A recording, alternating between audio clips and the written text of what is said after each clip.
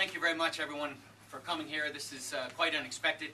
You know, we only announced yesterday we were going to do this. We have an opportunity, a press opportunity, and for you all to come out here today, it really does our heart really good. We appreciate the support.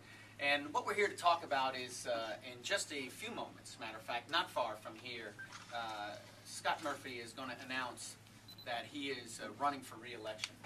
And what we're here today to do is to welcome him to the race.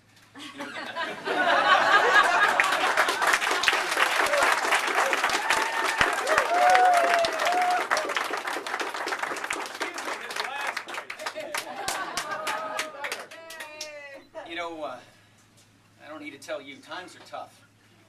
Too many of our neighbors are out of work.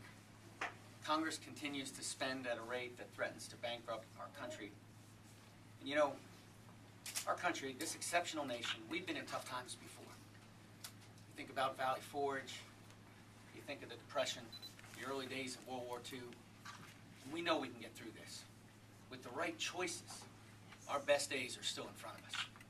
But to make the right choices, we need the right leaders. And that's what this campaign is about.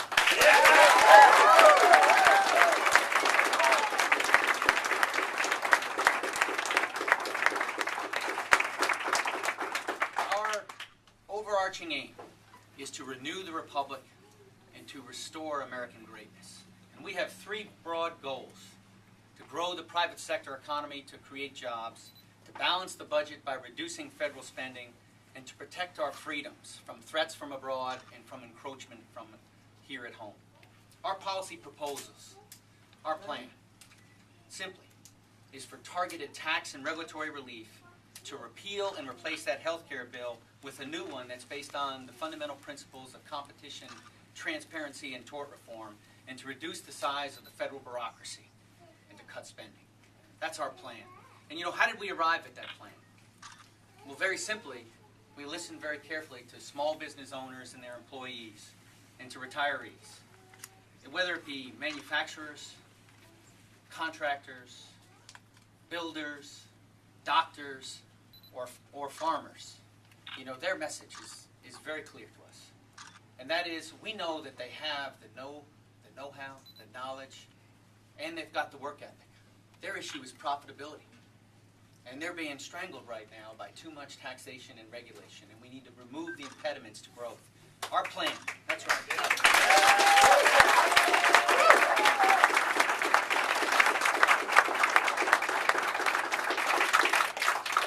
With targeted tax and regulatory relief and to repeal and replace that health care bill, we will help the profitability of small business owners. And when they are more profitable, we know that they're going to recapitalize.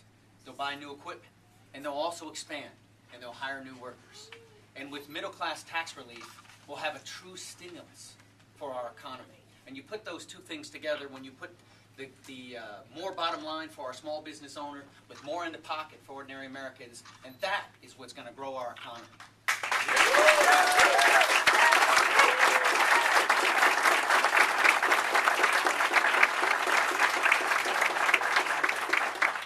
Sense solutions to the problems of our time. Now, my opponent, he says he's a fiscal conservative. And we say, with all due respect to the gentleman from Missouri, show me. Show me. Because, you know, you look at Speaker Pelosi, and she'd be the first one to tell you she's no fiscal conservative. She'd be the first one to tell you. But yet, our representative votes with Speaker Pelosi nearly 90% of the time. And you look at the big issues before us.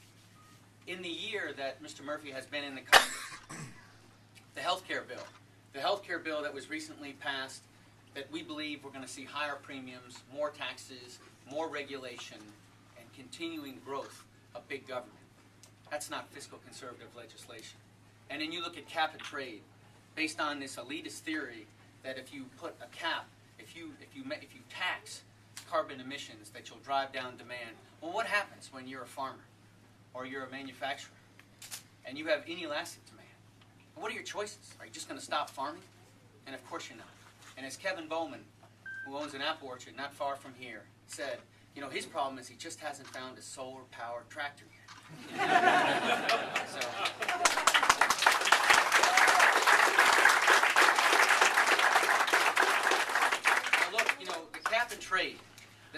Senate Democrats just walked away from that. They recognize the fact that there are smarter ways to balance the environment and the economy. But we won't forget the fact that our representative voted for that bill that was going to harm our manufacturers and harm our farmers. And we stand against that. We're going to stand with our blue-collar workers. We're going to stand with our farmers. And we're going to look for smarter ways to balance the environment and the economy.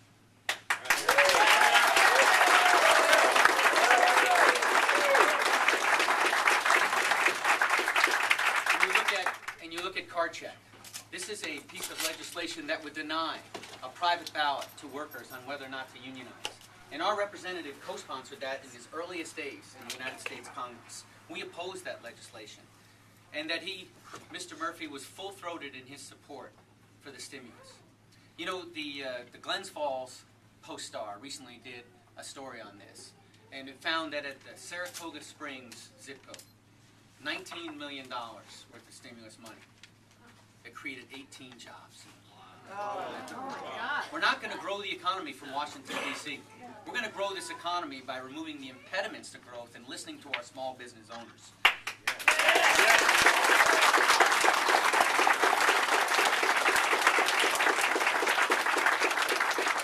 Now, in all these signature issues for this Congress, the health care bill, the cap and trade, the card check, and the stimulus, issues that Mr. Murphy took direction from Speaker Pelosi. We need to add 1/5 piece to this.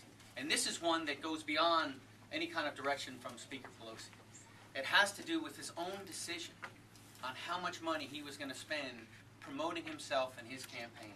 The issue we're talking about here are the mailers and the robocalls that Mr. Murphy has visited upon the district with our money, with our taxpayer money. Now, there's nothing illegal about that. Mr. Murphy can do this. I mean, but the issue is judgment. For somebody who says he's a fiscal conservative, you look at the Channel 6 special. Channel 6 did a special back in early May when Mr. Murphy was about halfway through going through this program of mailers and robocalls. And Channel 6 found that Mr. Murphy was third out of 29 on spending on these items that promote himself and his campaign.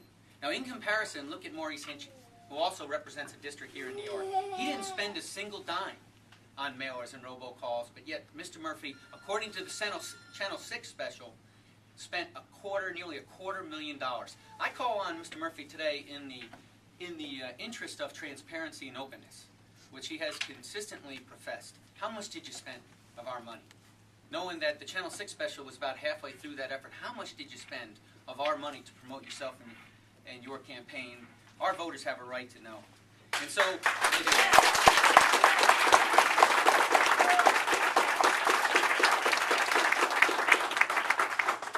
I think it's important because we have to hold our representative accountable for his actions. He says he's a fiscal conservative, but time and time again, his actions don't reflect what he says. And the last piece on this is that for the first time since 1974, we have no budget. Now you think about it. I could go around the room here. Every family has a budget. You have to plan how much you're going to make and how much you're going to spend. This is the first time since 1974 we do not have a budget. And in the words of Congressman Spratt from South Carolina, a Democrat, he said, if you have no budget, you can't govern. And that's the point here, is that we have no leadership at a time that we desperately need leadership. We have no budget and we have no leadership. And without a budget, we have no plan to create jobs and no plan to balance the budget. And that's got to change.